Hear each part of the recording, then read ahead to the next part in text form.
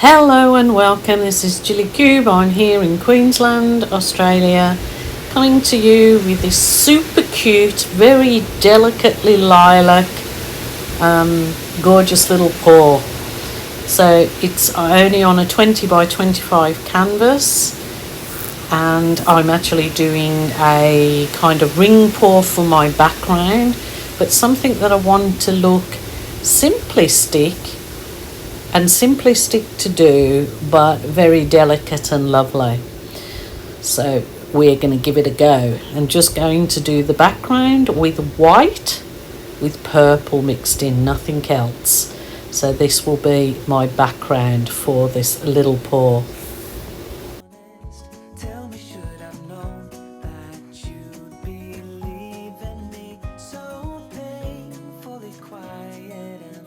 So layered the colour with just the white and the purple. Now stirred just 3 times is so to just not mix it completely, so the whole thing goes a light lilac.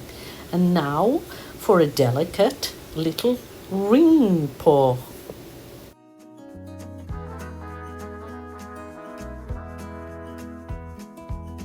They say time is a healer, just you wait and see. The problem is for me, I need an eternity. So tell me and be honest, tell me, did you know that you would be leaving me just like the winter snow? Tell me and be honest, tell me, should I know that you'd be leaving me so painfully quiet and slow? I try my best to move on, letting go. That is just really delicate and gorgeous, and it really, if you wanted something very simplistic on your walls, that would be the way to go. And how easy was that to create? I just love that background. It's beautiful. So now for a little bit of tizzy, but not over the top. So I'm going to, that colour that I've poured there is the purple again, and metallic gold.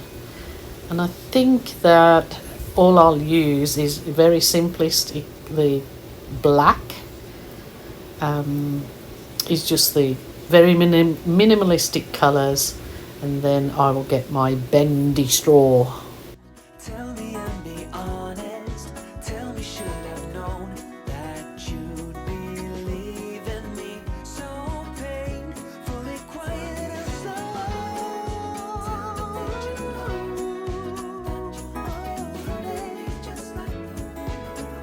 Tell me, should I've known that you'd be leaving me so painfully quiet and slow? I try my best to move on,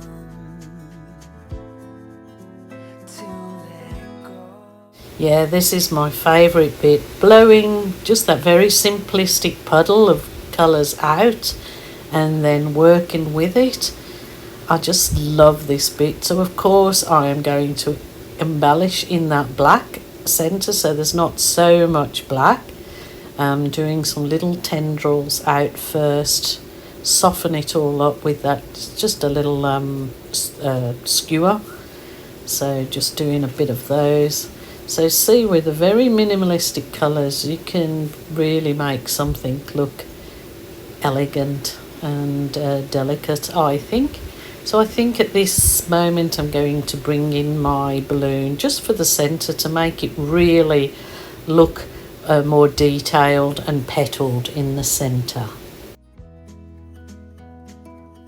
Was it all just a dream, just all in my head? Floating rivers upstream, the things that you said. Tell me and be honest, tell me, did you know that you would be leaving me just like the winter snow?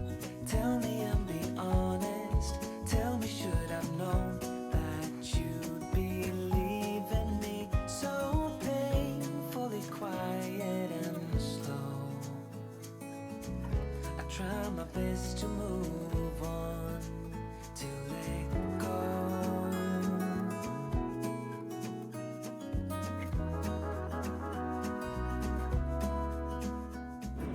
It's bringing you down to have a look at this gorgeous, lovely fluffiness. Look at that background. That's absolutely beautiful. I love it, love it, love it. Of course you can just blow the flower out and not add the balloon, but that's my thing. You don't have to do the same, but I think that's gorgeous. And that one in the top right there looks like a frog with its head up and its arms flailed out. Yay! So that is a gorgeous little piece. So fun to do. You must try. Tell me and be honest. Tell me, should I known that you'd believe in me? So painfully quiet and slow. I try my best to move on, letting go.